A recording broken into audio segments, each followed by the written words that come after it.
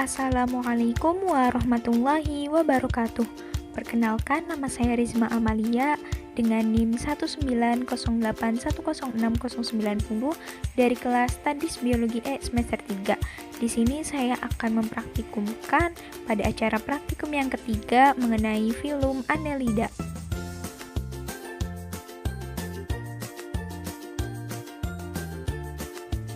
Tujuan dari praktikum ini yang pertama adalah untuk mengetahui dan memahami karakteristik filum Annelida. Yang kedua, untuk menempatkan spesies Annelida sesuai dengan kedudukan taksonominya. Dan yang ketiga, untuk memahami dan menganalisis habitat Annelida serta peranannya dalam kehidupan. Alat yang digunakan pada praktikum ini diantaranya adalah bak parafin, alat bedah, alat ukur, jarum, serta pinset. Sedangkan bahan yang digunakan pada praktikum ini adalah cacing tanah atau Lumbricus terrestris, serta lintah atau Hirudo medicinalis.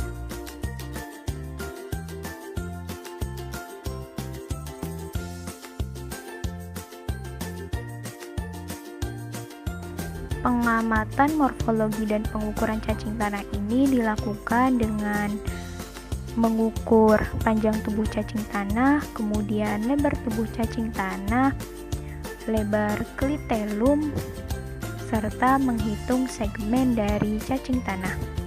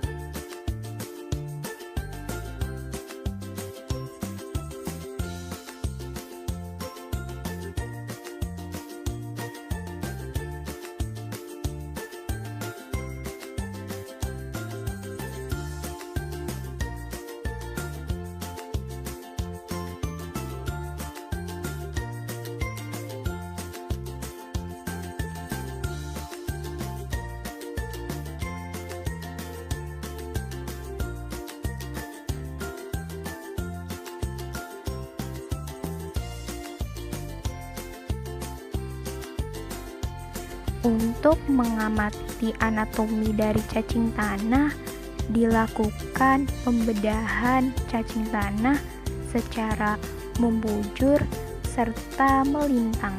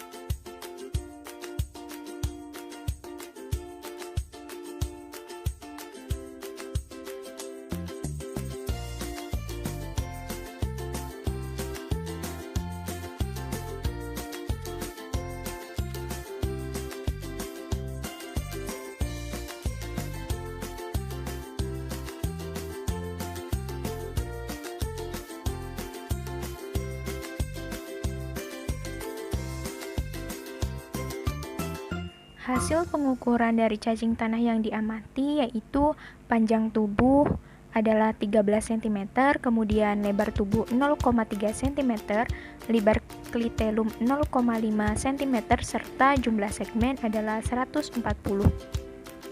Hasil pengamatan morfologi cacing tanah, tubuh cacing tanah ini terdiri atas beberapa bagian.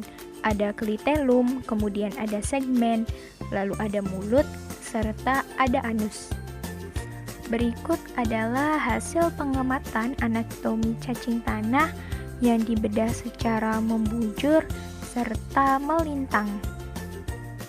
Berikut lebih jelasnya hasil pengamatan anatomi cacing tanah yang dibedah secara melintang dan membujur. Pada pembedahan secara melintang ini terdapat adanya kutikula, lalu ada epidermis, kemudian otot melingkar, otot membujur, pembuluh dorsal, kemudian ada usus, lalu ada saluran nefridium, kemudian ada pembuluh ventral, lalu tali saraf, serta metanefridium. Kemudian pada pembedahan secara membujur terdapat adanya mulut, faring, kerongkongan, tembolok, usus, di mana organ-organ tersebut merupakan organ dari sistem digesti dari cacing tanah. Kemudian juga ada ganglion subfaringeal, kemudian ganglia otak, serta saraf ventral dengan segmen ganglion sebagai sistem sarafnya. Sistem saraf cacing tanah ini disebut susunan saraf tangga tali, yaitu berupa sederetan ganglion yang terdapat pada setiap ruas tubuhnya. Ganglion satu dengan ganglion yang lain dihubungkan oleh benang-benang saraf yang memanjang di sepanjang poros tubuhnya. Lalu pada cacing tanah juga terdapat adanya pembuluh darah, di mana sebagai sistem peredaran darah dari cacing tanah tersebut.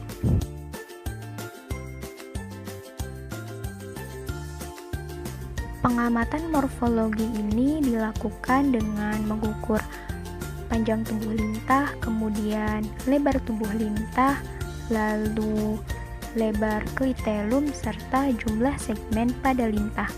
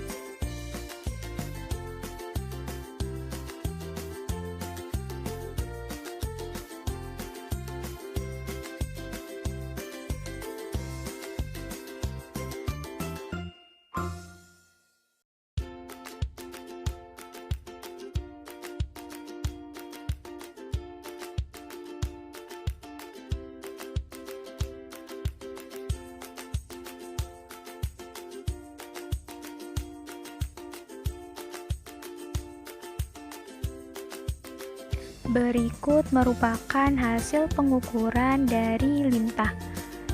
Panjang tubuh lintah yang diamati adalah 5 cm, kemudian lebar tubuhnya adalah 0,7 cm, lalu lebar klitelum 0,8 cm, dan jumlah segmen adalah 85.